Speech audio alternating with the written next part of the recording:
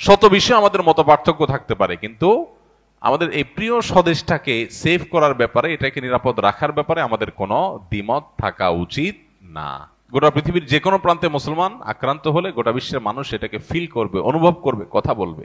অতএব এই জায়গা থেকে আমাদের প্রত্যেকটা মানুষের এখন থেকে ভারতের প্রতিটা মুসলিম নির্যাতন, প্রতিটা সংখ্যালঘু নির্যাতনের পরে আমাদের সবার শতকণ্ঠে কথা বলতে হবে। শুধু মুসলমানরা এদেশে হিন্দুদের কথা বলা উচিত। আমি আবারও বলছি, যদি আমরা সতর্ক না হই তাহলে সেক্ষেত্রে এই দেশ আমাদের আর থাকবে না, এবং এদেশে আমরা যে বিগত কয়েক বছর ধরে আমরা দাসের মতো ছিলাম, সেটা যে আরো কতটা ভয়াবহ আকার ধারণ করতে পারে একমাত্র আল্লাহ তাআলা ভালো জানেন।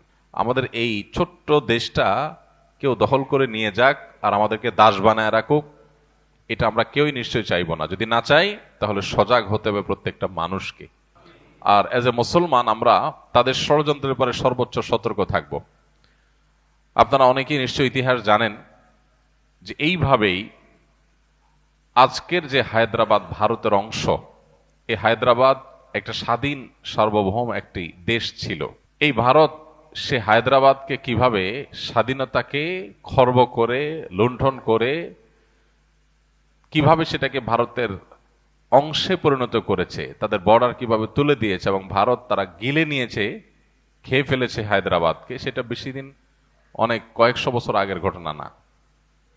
অতএব আজকের প্রেক্ষিতেও আমরা যদি সবাই ঐক্যবদ্ধ না থাকি, আমরা যদি সজাগ না থাকি, তাহলে আমাদের পরিস্থিতি বড় করুণ হবে।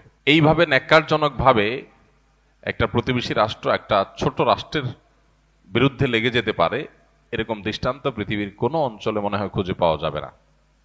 পৃথিবীর কোথাও বোধহয় এরকম দেখা যাবে না যেরকম আমরা যেটা মুখোমুখি আছি। আমাদের মুসলমান হিসাবে প্রত্যেকটা মানুষের এই ভূ